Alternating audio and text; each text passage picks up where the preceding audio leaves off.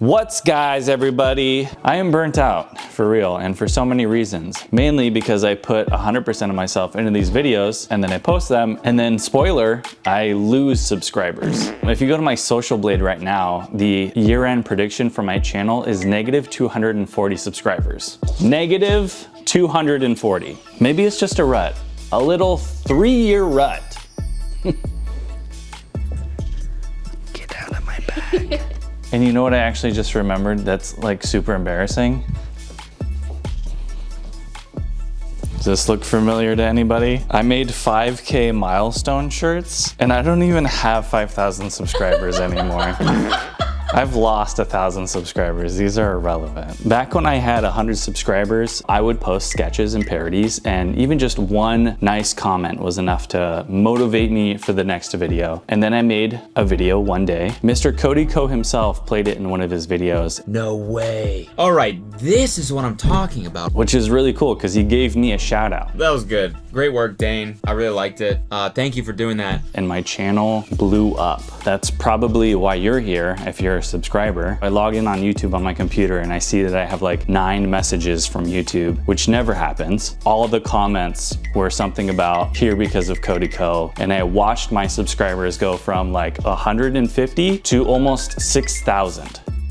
There was a lot of trickle down into my other videos. A lot of people would go like watch my other content and then leave comments there saying, where has this guy been? All these nice positive things. And I put viral in quotes because I'm being a little generous here. I didn't get that many views. I didn't have enough time before this or enough experience or anything to really develop any style or personality in my videos. The next couple videos I posted after that one did pretty well. It was still up like 10 times the amount of views from before. If you could imagine getting a steak from the dollar store and you just cook it up so nice and then you start serving it to people and they're like, whoa, this is really good. What did you do? And you don't know because you didn't write it down. But now all of a sudden people are coming to your restaurant expecting Wagyu or however you say it, beef, and you just like fuck it up. There was an opportunity that was dropped in my lap and I fumbled it. There was a lot of pressure to continue at that point. A lot of people were asking me to make another parody of the same thing, but I didn't want to get stuck doing the same thing over and over again. You know, sometimes there's that person with that shtick that they do and about 4 times in, you kind of get over it. Suji. I don't want to be the one-trick pony. I wanted people to like the stuff that I wanted to make. I ended up getting so in my head about it that I set the video to private, because if you went to my channel, it was the only video that was getting views. Every day on YouTube, it would get like 100 views, and I was like, get this out of here. Because the next best thing had like 2. But the problem was I didn't know how I got there. I didn't know what I was doing, so I was unsuccessful at doing it again. You can imagine with other viral videos that get 10 million views, all of a sudden this person has $20,000 and then they quit their job and now their life is really scary because they had one good video that could really mess them up in a big way. You'll just get stuck chasing that high. So now I'm stuck in this almost self-fulfilling negative spiral. I struggle to be motivated because I know no matter what I post, I'm gonna lose subscribers. And it's really hard to get past that. The way you should think about it is that the amount of views in my video keep going up. So the baseline's gone up, but it's hard to see that when every time you log into like YouTube Studio, you just get a big red number of how many subscribers you've lost. The fact that I'm on a roller coaster that won't stop going down. Well, I'm glad that's all over. Gets to me. It gets to me. I hate it. So now when I post, like with my recent videos, which I'm actually very happy about, I feel like I've developed a style and a personality, but I will post them and I'm happy for about 30 minutes.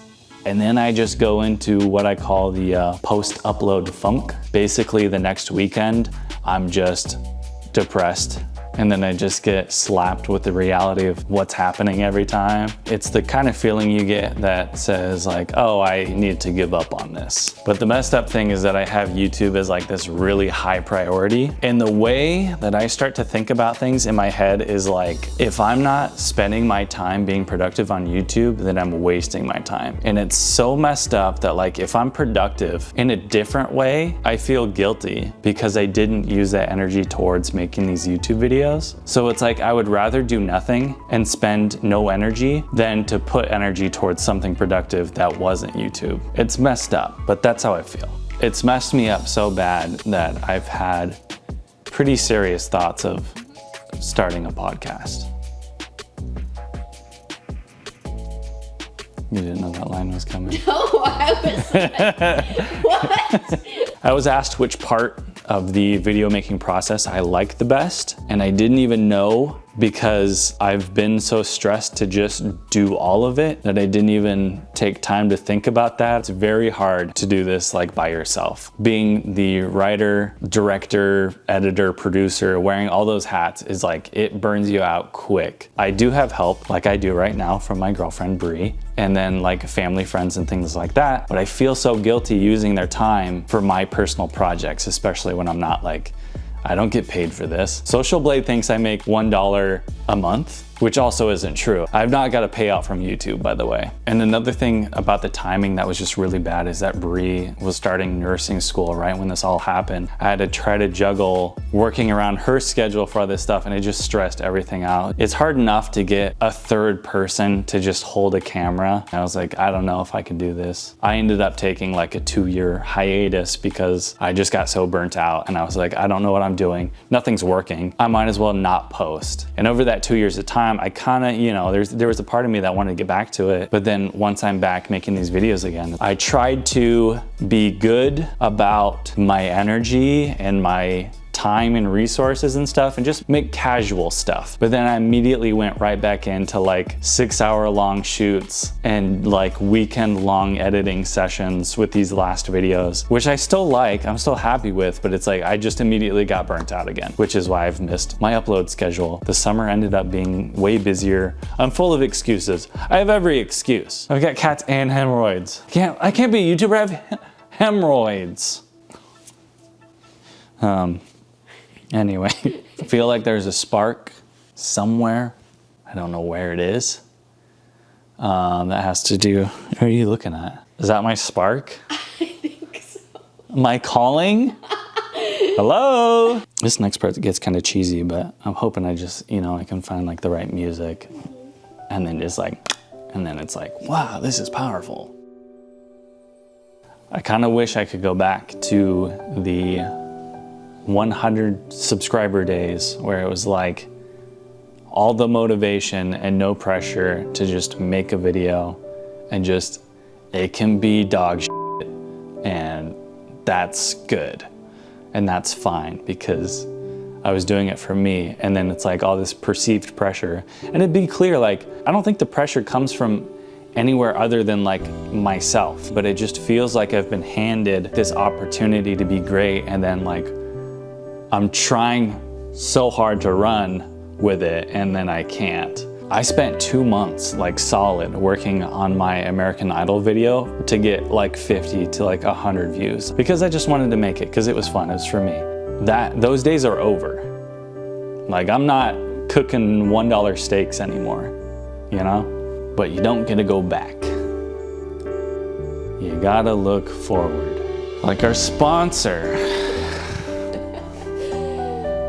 No sponsor. Going forward, am I a YouTuber? Like I said, there's something in me that wants to find a way to make it work. I don't know what it is. I don't know where it is. We are defined by the person we are coming out of a struggle, on the other side of it. It can be okay to give up on something that doesn't work, but if you're letting your discomfort tell you that, you need to reconsider. Like, who are we if we're afraid to explore, if we're afraid to adventure? Our lives are meek. But can I ask, who are you?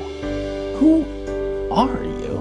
When you hit your low, did that end your chapter or did it start a new one? When you encounter something difficult and you're confronted with the grief, the sadness, it can feel like the end.